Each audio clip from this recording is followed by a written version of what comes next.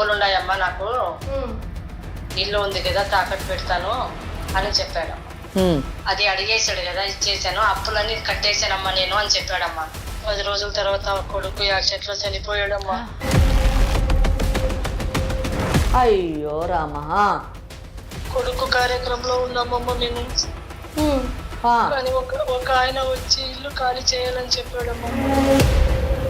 ఎవరి పేరు మీద చేయించారు? నా పేరు మీద చేశారు. మరి మీరు పేరు మీద చేసినప్పుడు మీరు వెళ్ళి ఉంటారు కదా రిజిస్ట్రేషన్ ఆఫీస్ కి. అవును మేడం, వెళ్ళాను. మరి ఆయన ఎలా చేయిస్తాడు? సేల్ డీడ్ మీ దగ్గర ఉందా అండి ఇప్పుడు? ఉంది మేడం. మీరు సేల్ డీడ్ తీసుకొని మీరు ఒక్కసారి సుమన్ టీవీ ఛానల్కి రావాలండి. మీకు బాగా తెలుసు ఆ ప్రాపర్టీ రిజిస్టర్ కాలేదు. ఒకవేళ రిజిస్ట్రేషన్ అయితే అది క్యాన్సిలేషన్ అవుతుంది. ప్లస్ మీరు చీటింగ్ చేశారు కాబట్టి, లేదా ఏమైనా సంతకాలు ఫోర్జరీ చేసుంటే ఫోర్జరీ కేసులో కూడా మీరు పడతారు. ₹1 కోటి ఉన్నటువంటి ఆస్తిని 37 లక్షలకి ఫ్రాడ్ డాక్యుమెంట్స్ క్రియేట్ చేసి కొట్టేయాలంటే చూస్తూ ఎవరు ఊరుకోరు. 3 ఆడవాళ్ళు బిక్కుబిక్కుమంటూ ఉన్నారు అంటే మీరు మొదటి నుంచి ఆ ఇల్లు కొట్టేయడానికి సిద్ధంగా ఉన్నారన్నమాట.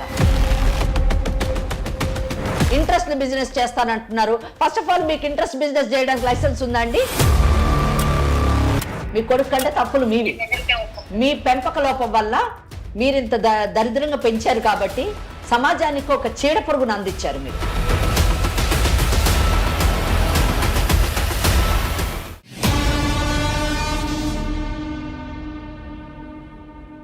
వేరికోస్ వెయిన్స్ కి సరైన చికిత్స కోసం సంప్రదించండి ఎవిస్ హాస్పిటల్.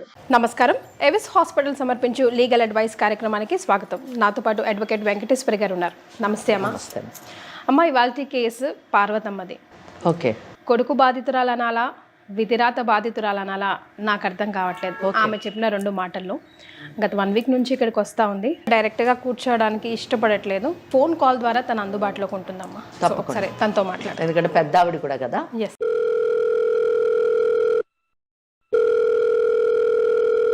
హలో. హలో, ఎవరమ్మా? నమస్తే అండి, నేను లీగల్ అడ్వైస్ నుంచి కాల్ చేస్తున్నాను, సుమన్ టీవీ. మీరు మొన్న వచ్చారు కదమ్మా, వెంకటేశ్వర గారితో మాట్లాడాలన్నారు కదా. అవునమ్మా. రైట్. అమ్మ నాతో పాటు ఉన్నారు. ప్రాబ్లమ్ని క్లియర్గా డిస్కస్ చేయండి. మీ బాబుతో సమస్య అన్నారు. అవునమ్మా. ఏమైంది అమ్మా? నా పేరు పార్వతమ్మ. ఓకే.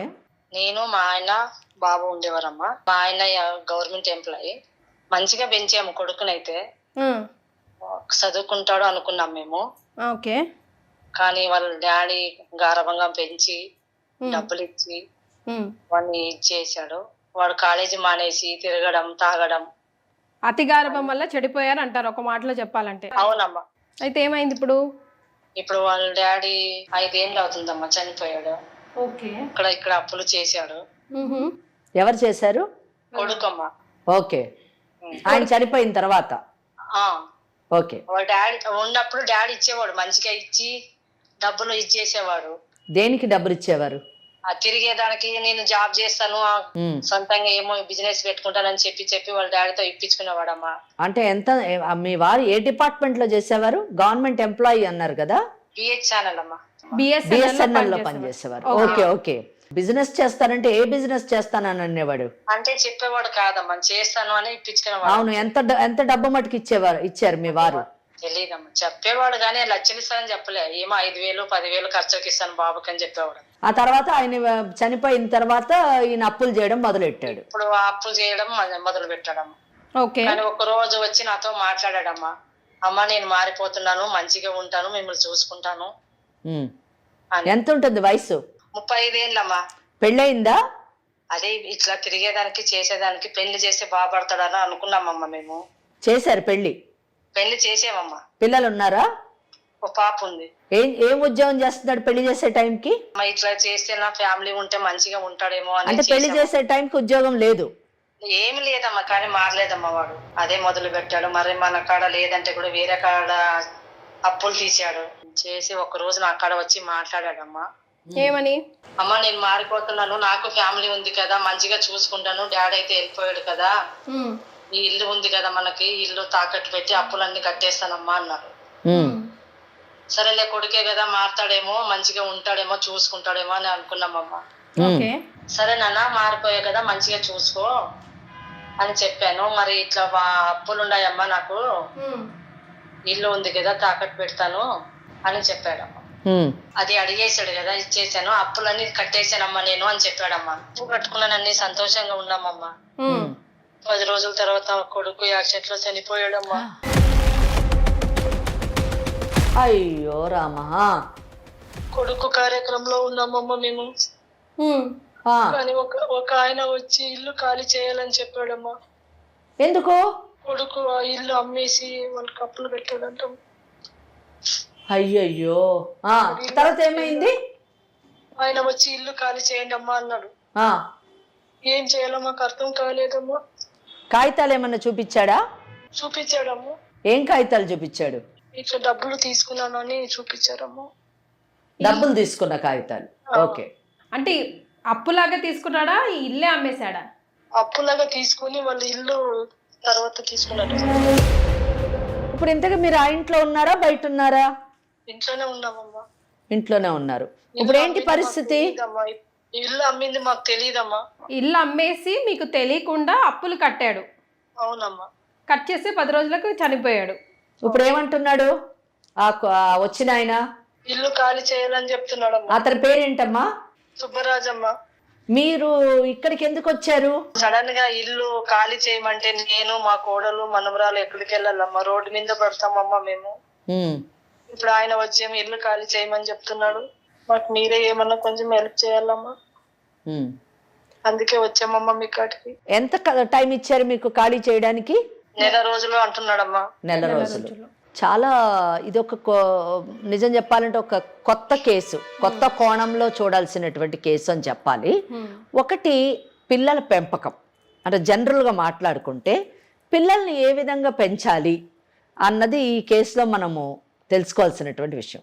ఎందుకంటే ఉన్న ఒక కొడుకుని మితిమీరినటువంటి ప్రేమతోని పెంచి ఆ ప్రేమ ఎంత మటుకు వెళ్ళిందంటే అడిగినప్పుడల్లా తండ్రి డబ్బిస్తూ పోయాడు. ఏదో కొత్త బిజినెస్ పెడతాడు, వ్యాపారం చేస్తాను. ఏం వ్యాపారం చేయాలనుకుంటున్నాడు? ఆ వ్యాపారానికి ఎంత కావాలి? ఒకవేళ ఇచ్చినటువంటి డబ్బు సద్వినియోగం అయిందా లేదా అనేటటువంటి విషయాన్ని వీళ్ళు గమనించలేదు. ఇది మొదటి విషయం. రెండో విషయం ఏంటంటే పార్వతమ్మ గారిని ఎంత డబ్బు ఇచ్చారు అని అడిగాను నేను. అడిగితే ఏమోనమ్మా నాకు తెలియదు, నాకు అవగాహన. అంటే తల్లి కూడా నిజం చెప్పాలంటే ఉన్నది ఒకడే కొడుకు.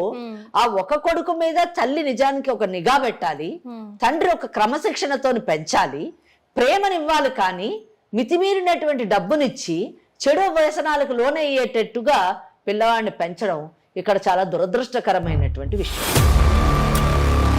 తన బాధ్యత కూడా తీసుకోలేనటువంటి పరిస్థితిలో ఆయనకు పెళ్లి చేయడం ఎంత దురదృష్టకరం అండి. అంటే ఇంకొక అమ్మాయి గొంతు కోసారు, ఆయనకు మళ్ళీ ఒక కూతురు, మళ్ళీ ఆ అమ్మాయి భవిష్యత్తు ఆలోచించండి ఎంత దురదృష్టం. అంటే పెళ్లి చేసేటప్పుడు ఆలోచించాలి, ఆ తర్వాత కూతురు పుట్టింది.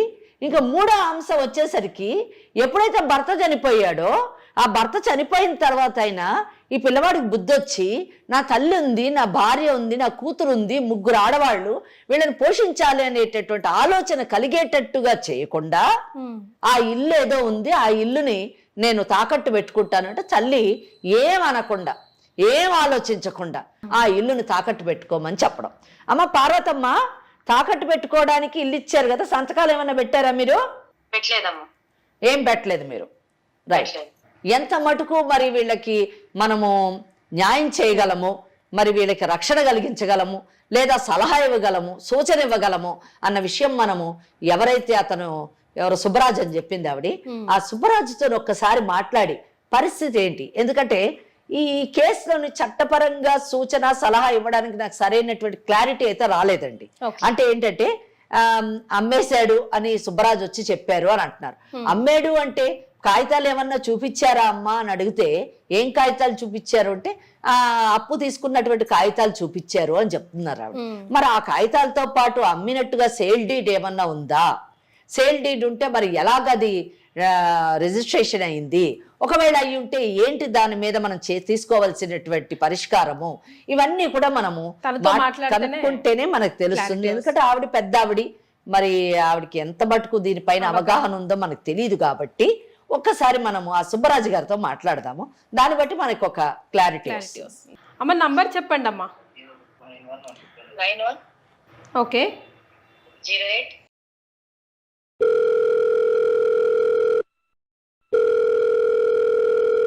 హలో హలో, నమస్తే అండి, సుబ్బరాజు గారా? అవును మేడం. మీరు ఎవరండి? నేను సుమన్ టీవీ లీగల్ అడ్వైస్ నుంచి కాల్ చేస్తున్నాను సుబ్బరాజు గారు. నాకెందుకు కాల్ చేశారు మేడం? ఎస్, మీకు ఎందుకు కాల్ చేశానంటే రీసెంట్గా పార్వతమ్మ అనే ఆవిడ కొడుకు చనిపోయారు. అంతకుముందు వాళ్ళ ప్లేస్ ఏదో మీకు పై రాసిచ్చారు, మీ పేరు మీద రాసిచ్చారని నాకు విన్నాను. దాని మీద ఒక క్లారిటీ లేదు మాకు, ఒకసారి క్లారిటీ తెలుసుకుందామని. పార్వతమ్మ గారి అబ్బాయి వచ్చేసి అతని పేరు కళ్యాణ్ మేడం. ఓకే. అతను నా దగ్గర గత 10 సంవత్సరాల నుంచి అమౌంట్ తీసుకునేవాడు, ఇచ్చేవాడు మేడం, కట్టేవాడు. ఓకే. 10,000 20,000 అట్లా అట్లా తీసుకొని ఇచ్చేవాడు. ఓకే. అట్లా అట్లా కొంచెం కొంచెం పెంచుకుంటా అది కాస్త లక్షల్లోకి వెళ్ళిపోయింది మేడం. అట్లా తీసుకుంటూ దగ్గర దగ్గర ఎంత అయిందంటే 12 లక్షలు అయింది మేడం. 12 లక్షలు అప్పు అయింది. ఆ 12 లక్షలు 5 సంవత్సరాల క్రితమే 12 లక్షలు అయిపోయింది మేడం. అది వాడు అది ఎట్లా ఎందుకు రానికి ఇంత అమౌంట్ అంటే, నాకే అవసరాలు ఉన్నాయి, వాడు పెద్ద ఇది మేడం, జల్సాలు, తాగుడు, ఫ్రెండ్స్ వేసుకొని తిరుగుడు, ఆ డబ్బులు అంటే కేరే లేదు వాడికి. మనకి అడిగేవాడు, సో మనకు కరెక్ట్ టైంలో కడుతున్నాడు కదా అనేసి మేము కూడా ఇచ్చేవాళ్ళం మేడం. మేము అడిగేవాళ్ళం కాదు ఎందుకు ఏంటి అనేసి. అంటే మీకు తెలుసు జలసాలకి యూజ్ చేసుకుంటున్నాడు, తన కుటుంబానికి ఉపయోగపడేది కానీ తెలుసు, అయినా స్టిల్ మీకు ఇంట్రెస్ట్ వస్తుంది కాబట్టి మీరు ఇస్తా పోయారు. మీ డబ్బు మీకు రిటర్న్ వస్తుంది కాబట్టి వాడు ఎట్టబోతే నాకెందుకు, నా డబ్బు నాకు వస్తుంది కదరా నాయన అనుకున్నారు మీరు, అంతేనా మేడం? అంటే నాకు ఇన్ టైంలో తీసుకొచ్చి ఇచ్చేవాడు మేడం. నా దగ్గర వచ్చేసరికి వాడు పర్సనల్ గా దేనికి యూజ్ చేస్తున్నారో తెలియదు, కానీ బయట తెలిసింది బట్టి ఏంటంటే వాడు వేస్ట్ గా తిరుగుతుంటాడు, ఇట్లా ఖర్చు జల్సాలు చేస్తుంటాడు అనే విషయం తెలుసు. రైట్. నాతో పాటు వెంకటేశ్వరి గారు కూడా ఉన్నారు, అడ్వకేట్. ఆ అమ్మ కూడా మీ మాటలు వింటా ఉన్నారు. Okay madam. సుబ్బరాజు గారు, మీరు బిజినెస్ ఏం చేస్తారండి? మేడం మేము డబ్బులు ఇట్లా రియల్ ఎస్టేట్ చేస్తాను, ప్లస్ ఇట్లా ఇంట్రెస్ట్ కి ఇట్లా అమౌంట్ ఇస్తాను మేడం. ఎవరైనా డబ్బులు అడిగితే మీరు డబ్బులు ఇవ్వచ్చు, ఇంట్రెస్ట్ అది మీ వ్యక్తిగతము, లేదా బిజినెస్గా కూడా మీకు లైసెన్స్ ఉంటే మీరు ఆ బిజినెస్ కూడా చెయ్యొచ్చు. దాని విషయం అయితే మేము పెద్ద ఏం మాట్లాడదలుచుకోలేదు, ఆ ఇష్యూస్లోకి మేము వెళ్ళము. మేము తెలుసుకోవాలనుకున్నది ఏంటంటే, పార్వతమ్మ గారు ఏమంటున్నారంటే, మా కొడుకు చనిపోయిన 10 రోజులకు సుబ్బరాజు అన్న ఆయన వచ్చి, ఈ ఇల్లు మాకు మీ కొడుకు అమ్మేశాడు కనుక ఖాళీ చేయండి, ఒక 1 నెల రోజులు టైం ఇస్తున్నాము అని అన్నారు అని చెప్తున్నారు ఈ పార్వతమ్మ గారు. దీని విషయంలోనే మాకు అసలు ఏంటో అర్థం కాలేదు. ఆ ఇల్లు ఎలా అమ్మాడు, మరి ఎలాగ మీకు మీ పొజిషన్లోకి ఎలాగొచ్చింది, అసలు మీరు ఎలా హక్కుదారుడు అవుతారు అన్నది కొంచెం తెలుసుకోవాలనుకుంటున్నామండి. అసలు ఏం జరిగింది ఇల్లు విషయంలో? Okay madam. Okay madam. 5 సంవత్సరాల క్రితం వచ్చేసి టోటల్ అమౌంట్ 12 లక్షలు అయింది మేడం. నేను ఇచ్చిన అమౌంట్. ఓకే. ఆ అమౌంట్ 5 సంవత్సరాలకి మొత్తం టోటల్ ఇంట్రెస్ట్ కలిపి 32 lakhs అయింది మేడం. Okay, 32 lakhs. ఇప్పుడు దాని వాల్యూ ఎంత ఉంటదండి? దాని వాల్యూ ఉంటది మేడం, బానే ఉంటది. కానీ ఇంకా నేను అడిగేసాను మేడం, నాకు ఇట్లా అమౌంట్ కావాలి, చాలా రోజులు అవుతుంది, నాకు కంపల్సరీ ఇట్లా కావాలి అమౌంట్ అనేసి నేను మామూలుగానే అడిగేసాను మేడం. ఓకే. అడిగితే అన్న నా దగ్గర అయితే డబ్బులు లేదు, నేను డబ్బులు అయితే ఇప్పుడు ఇవ్వలేను, ఇల్లు ఉంది, ఇల్లు అమ్ముతాను, తీసుకోండి అని అన్నాడు మేడం. ఓకే. సరే, నాకు కూడా డబ్బులు కావాలి కదా అనే ఉద్దేశంతో నేను, నాకు యాక్చువల్ గా ఇల్లు తీసుకునే ఉద్దేశం లేదు, బట్ నా డబ్బులు రావాలి కాబట్టి నేను రికవరీ చేసుకోవాలి కాబట్టి సరే తీసుకుంటాను అని చెప్పాను మేడం. ఓకే. సరే అన్న, నీకు 32 lakhs ఇవ్వాలి కదా, నాకు ఇంకా పైన ఒక 5 lakhs ఇవ్వండి, నీకు ఇల్లు రిజిస్ట్రేషన్ చేసిస్తాను పూర్తిగా అని చెప్పాడు మేడం. అంటే ఆల్మోస్ట్ 37 lakhs. 37 lakhs. 37 లక్షలకి మీరు ఇల్లు. ఈ మీరు కొనుక్కున్నటువంటి ఇల్లు ఎక్స్టెంట్ ఎంత ఉంటది, ఎన్ని గజాలు ఉంటది? ఒక 150 గజాలు ఉంటది మేడం. ఉంటది కాదు, మీరు రిజిస్ట్రేషన్ చేయించుకున్నా అన్నారు కదా, పక్కగా చెప్పాలి. 150 గజాలు. ఏ ఏరియాలో ఉంటుంది? బీరంగూడ మేడం. బీరంగూడ అంటే ఆల్మోస్ట్ 80 లక్షలు ఉంటది కాస్ట్ ఈజీగా. పర్టికులర్ గా చెప్పలేము మేడం. ఓకే ఓకే, మీరు చెప్పొద్దు, మేము చెప్తాంలే, మాకు ఐడియా ఉంది. సో 37 లక్షలకి ఇల్లు అమ్ముతా అన్నారు. ఇల్లు అమ్ముతా అన్నాడు, చేశాను. నేను ఇచ్చి ఫర్దర్ గా డాక్యుమెంటేషన్ మీద రిజిస్ట్రేషన్ చేయించుకున్నాను మేడం. ఎక్కడ రిజిస్ట్రేషన్ చేయించారండి? మేడం SRO లో చేయించాను మేడం. ఓకే. చేయించిన తర్వాత ఒక 1 month టైం అడిగాడు మేడం. ఇల్లు మేము వేరే చూసుకోవాలి, ఖాళీ చేయాలంటే 1 month తర్వాత ఖాళీ చేస్తాము అని చెప్పాడు మేడం. సరే అనేసి సరే అన్నాను మేడం. సరే 1 month కదా, సరే ఓకే అని చెప్పేసాను మేడం. రిజిస్ట్రేషన్ అయిపోయిన తర్వాత ఒక 10 days కి అట్లా తను అన్ఫార్చునేట్లీ యాక్సిడెంట్ లో చనిపోయాడు మేడం. ఓకే. చనిపోయిన తర్వాత ఇంకా వెంటనే వెళ్ళి అడిగితే బాగోదు కదా, వాళ్ళ చావు బాధలు వాళ్ళు ఉంటారు అనేసి ఇంకా ఒక 1 వీక్ తర్వాత 1 వీక్ 10 days తర్వాత వెళ్ళాం మేడం. అమ్మ ఇట్లా పార్వతమ్మ గారు మీ అబ్బాయి ఇట్లా మాకు ఇల్లు అమ్మేశాడమ్మా, మీరు ఖాళీ చేయాలమ్మా అని తనతో చెప్పేశాం మేడం. ఇప్పుడు ఈ రిజిస్ట్రేషన్ అప్పుడు ఎవరు సంతకాలు పెట్టారండి? రిజిస్ట్రేషన్ అప్పుడు తనే పెట్టేశాడు మేడం. తను పెట్టాడు అంటే ఏ డాక్యుమెంట్ ఆధారంగా మీరు రిజిస్టర్ చేశారు ఆ ప్రాపర్టీని? డాక్యుమెంట్ ఆధారంగా అంటే నేను అంటే మేడం వాళ్ళు ఆ ప్రాపర్టీనా మేడం అంటే లింక్ డాక్యుమెంట్ ఉంటది కదా, ఇండివిజువల్ హౌస్ మేడం, ఆయన పేరు మీద ఉంది అనేసి చేసి ఇచ్చాడు మేడం. ఆయన పేరు మీద ఉన్నట్టు ఏమన్నా డాక్యుమెంట్ చూపించాడా? రిజిస్ట్రేషన్ ఆఫీస్ లో ఉందా? మీరు చూసారా? ఇంకా అది చేసి ఇచ్చేసాడు మేడం. ఇంకా ఆయన చేసి ఇచ్చాడా మీరు చేయించారా? ఆయనే చేసి ఇచ్చాడు మేడం. ఎలా చేస్తారు? మీరు వెళ్ళలేదా? ఎవరి పేరు మీద చేయించారు? నా పేరు మీద చేశారు మేడం. మరి మీరు పేరు మీద చేసినప్పుడు మీరు వెళ్ళి ఉంటారు కదా రిజిస్ట్రేషన్ ఆఫీస్ కి. అవును మేడం వెళ్ళాను. మరి ఆయన ఎలా చేయిస్తాడు? సేల్ డీడ్ మీ దగ్గర ఉందా అండి ఇప్పుడు? ఉంది మేడం. మీరు సేల్ డీడ్ తీసుకొని మీరు ఒక్కసారి సుమన్ టీవీ ఛానల్ కి రావాలండి. మీకు బాగా తెలుసు ఆ ప్రాపర్టీ రిజిస్టర్ కాలేదు, మీ పేరు మీద కాలేదు. ఎస్ సుబ్బరాజు గారు, అనవసరమైన క్రిమినల్ కేసెస్ లో పడద్దు మీరు. ఆ వినండి ఫస్ట్ వినండి. 2 ఇష్యూస్. ఒకటి, ఆ ప్రాపర్టీ మీ పేరు మీద రిజిస్ట్రేషన్ కాలేదు. ఒకవేళ రిజిస్ట్రేషన్ అయ్యి ఉంటే మీరు ఫ్రాడ్ ప్లే చేశారు. ఆ ఫ్రాడ్ కింద చీటింగ్ కేసులో పడతారు మీరు. ఒకవేళ రిజిస్ట్రేషన్ అయితే అది క్యాన్సిలేషన్ అవుతుంది. ప్లస్ మీరు చీటింగ్ చేశారు కాబట్టి, లేదా ఏమైనా సంతకాలు ఫోర్జరీ చేస్తుంటే ఫోర్జరీ కేసులో కూడా మీరు పడతారు. Without link document. Simple Subbaraj గారు, ఈ కేసులోని ఆస్తి మీరు ఏ ఇల్లు అయితే ఇప్పుడు కబ్జా చేద్దాం అనుకుంటున్నారో ఆ ఇల్లు అబ్బాయి పేరేంటి, కళ్యాణ్ వాళ్ళ నాన్నగారిది. అది ఆయన స్వార్జితం. ఆయన మరణించిన తర్వాత ఇమ్మీడియట్ గా పార్వతమ్మ గారు వస్తారు ఆ స్టెప్ లోని, తర్వాత కళ్యాణ్ వస్తాడు, ఇద్దరు వస్తారు. పార్వతమ్మ గారి సంతకం లేకుండా ప్రాపర్టీ ఎట్లా రిజిస్టర్ అవుతుంది? ఒకవేళ పార్వతమ్మ గారు లేకుండా ఆ ప్రాపర్టీ రిజిస్టర్ కావాలంటే పార్వతమ్మ గారు ముందు ఆ ప్రాపర్టీని కొడుకు పేరు మీద రాసేయాలి. ఐదర్ విల్ డీడ్ అన్న చేయాలి, సేల్ డీడ్ అన్న చేయాలి, లేదా గిఫ్ట్ డీడ్ అన్న చేయాలి. ఈ డాక్యుమెంట్, ఈ లింక్ డాక్యుమెంట్ మీద మాత్రమే మీకు రిజిస్ట్రేషన్ అవుతుంది. కనుక సంథింగ్ ఫ్రాడ్ ఇందులో జరిగింది. ఆ ఫ్రాడ్ ఏంటో మాకు తెలుసు.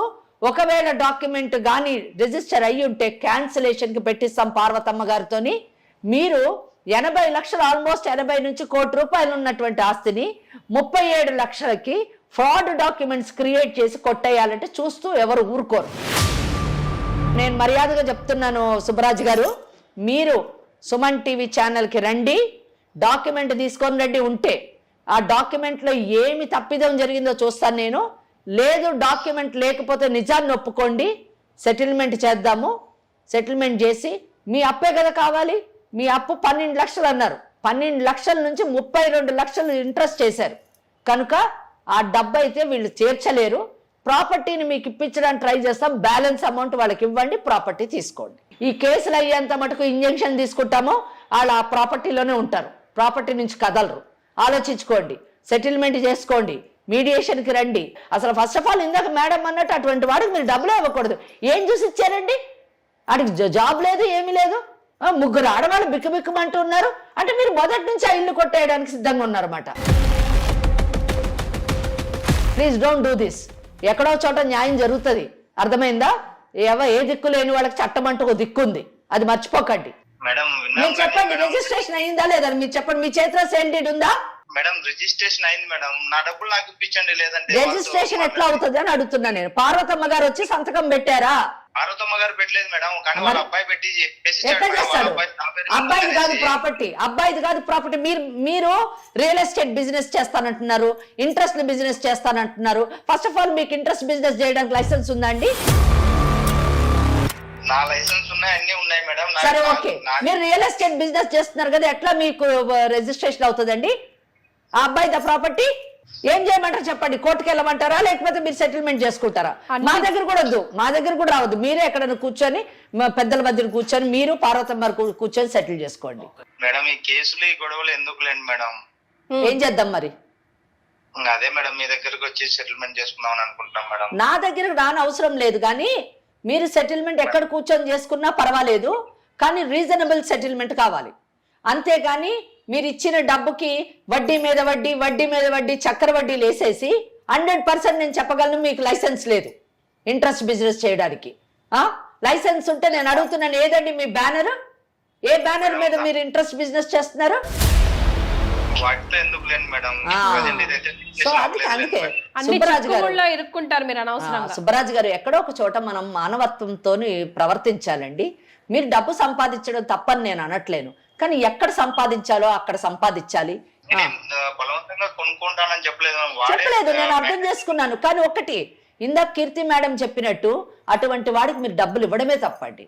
నిజం చెప్పాలంటే వాడు ఎంత తప్పు చేశాడో మీరు కూడా అంతే తప్పు చేశారు. నేను కూడా దీంట్లోని పార్వతమ్మ గారితో కాంటాక్ట్ లో ఉంటాను. నేను మీరు ఏం చెప్తారో చూస్తాను, నేను ఎంత సెటిల్మెంట్ చేస్తారో చూస్తాను. ఎప్పటికప్పుడు నేను ఆవిడ గైడ్ చేస్తూ ఉంటాను. నిజంగా మీరు రీజనబుల్ సెటిల్మెంట్ చేసుకోవాలి, నా డబ్బు నా 12 లక్షలు నాకు కావాలి విత్ సమ్ ఇంట్రెస్ట్, నా 12 లక్షలు నాకు కావాలి, ఒక ఫిగర్కు రండి, అరైవ్ కండి. నిజం చెప్పాలంటే మీకు 10 పైసలు రావండి. మీరు కోర్టుకు కానీ వెళ్తే 10 పైసలు రావు, కానీ ధర్మము మీకు ఇవ్వాలి. మీరు ఇచ్చారు కదా, వాడు తాగడానికి, తినడానికి, తిరగడానికి ఇచ్చారు కదా, మీ 12 లక్షలు మీకు రావాలి. కాబట్టి దానికి ఏదో కొంచెం ఇంట్రెస్ట్ చేసుకొని మీరు తీసుకోండి, కొన్ని బ్యాలెన్స్ అమౌంట్ వాళ్ళకి ఇవ్వండి. ఆ డబ్బుతో వాళ్ళు ఎక్కడో కొనుక్కొని వేరే ఇల్లు కొనుక్కొని ఉంటారు, బ్రతుకుతారు. ఆ ఆడపిల్ల పరిస్థితి ఏంటండి? ఓకే, పరస్పరం కూర్చొని మాట్లాడండి. చూస్తుంటే అంత కఠిన హృదయాలు కూడా మీరు అనిపించట్లేదు. మీకు మేడం చెప్పిన మాటలు అర్థం చేసుకున్నారు కాబట్టి. అలాగే పార్వతమ్మ ఆ ఇద్దరు మిగతా ఆడవాళ్ళ విషయం కూడా కొంచెం దృష్టిలో పెట్టుకొని డెసిషన్ తీసుకోండి సుబ్బరాజు గారు. సరే, ఓకే మేడం. అమ్మ పార్వతమ్మ ఉన్నారు కదా లైన్ లో, విన్నారు కదా? మీరు ఒకసారి అందరూ కలిసి కూర్చొని మాట్లాడండి అమ్మా. ఆయన ఏం చెప్తారో వినండి, ఎంత డబ్బు అడుగుతారో కనుక్కోండి. మీ కొడుకు కూడా చేసిన గొప్ప పనులు ఉన్నాయి కదా, మీ కొడుకు కంటే తప్పులు మీవి. మీ పెంపక లోపం వల్ల మీరు ఇంత దరిద్రంగా పెంచారు కాబట్టి సమాజానికి ఒక చీడ పురుగును అందించారు మీరు. ఆ చీడ పురుగు మీ కుటుంబాన్ని తినేయడమే కాకుండా సమాజంలో కూడా పనికి రాకుండా తయారైంది. 32 లక్షలు కాదు అని ఒక ఫిగర్కి అరేంజ్ అయ్యి ఆ ఫిగర్ ఇవ్వడానికి మరి ఆ ఇల్లు అమ్మి ఆ మిగతా డబ్బు అంటే మినిమం 80 లక్షలు ఉంటుంది. 12 లక్షలు అంటే 15 లక్షలు ఇచ్చినా కూడా మీకు ఒక 65 లక్షలు వస్తుంది. ఆ 65 లక్షలు తీసుకొని ఎక్కడైనా ఇల్లు కొనుక్కొని మీ మనవరాలు భవిష్యత్తుని తీర్చిదిద్దండి. వీలైతే మీ కోడలకు ఇంకో పెళ్లి చేయండి. అంతేగాని వాళ్ళని మళ్ళీ మీ నెత్తి మీద పెట్టుకొని వాళ్ళని బాధ పెడుతూ ఉండొద్దు. అసలు మొదట మీరు మీ పనికిమాలిన కొడుక్కి ఆ పిల్లనిచ్చి పెళ్లి చేయడమే తప్పు. మీది తప్పు, ఆ తల్లిదండ్రులతో కూడా తప్పండి. చాలా దురదృష్టకరం. 2 ఆడవాళ్ళ జీవితాలు రోడ్డు మీద వేసారండి. అర్థమైందమ్మా? అర్థమైందా నేను చెప్పింది? మీకు ఏ డౌట్ ఉన్నా, ఏ ప్రాబ్లం ఉన్నా తప్పకుండా లీగల్ అడ్వైస్ ఇక్కడికి రండి. నేను అవకాశం ఉన్నప్పుడల్లా మీతో మాట్లాడి ఈ సమస్యని సాల్వ్ చేయడానికి ట్రై చేద్దాం. సంతోషం అమ్మా. ఓకే అమ్మా, ఓకే. తనకు అర్థమైంది కాబట్టి, బికాజ్ ఆయన కూడా రియల్ ఎస్టేట్లో ఉన్నారు కాబట్టి, మిమ్మల్ని మభ్యపెట్టలేడు కాబట్టి ఇది ఇలా ఎండ్ అయిందమ్మా. ఇటువంటి కార్యక్రమాలు ఉండడం వలన పార్వతమ్మ గారు లాంటి వాళ్ళు రాగలిగారు. ఆమెకు జరిగినటువంటి అన్యాయాన్ని కానివ్వండి, మోసాన్ని కానివ్వండి, ఆమె ఈరోజు ఎదుర్కొనేటటువంటి అవగాహనని ఆమె పొందారు. అలాగే సుబ్బరాజు గారు లాంటి వాళ్ళు కూడా మనం ఒక చట్టానికి విరుద్ధంగా ఏమైనా పనులు చేస్తే చట్టం తప్పకుండా తన యొక్క పనిని తాను చేసుకుంటూ వెళుతుంది అనేటటువంటి మెసేజ్ని మనము ఇవ్వగలిగాం. హోప్ పార్వతమ్మ గారికి తప్పకుండా న్యాయం జరుగుతుంది అని అనుకుంటున్నాను. Thank you so much ma'am. నమస్కారం. ఇది ఇవాల్టి లీగల్ అడ్వైస్. వేరికోస్ వెయిన్స్ కి సరైన చికిత్స కోసం సంప్రదించండి ఎవిస్ హాస్పిటల్.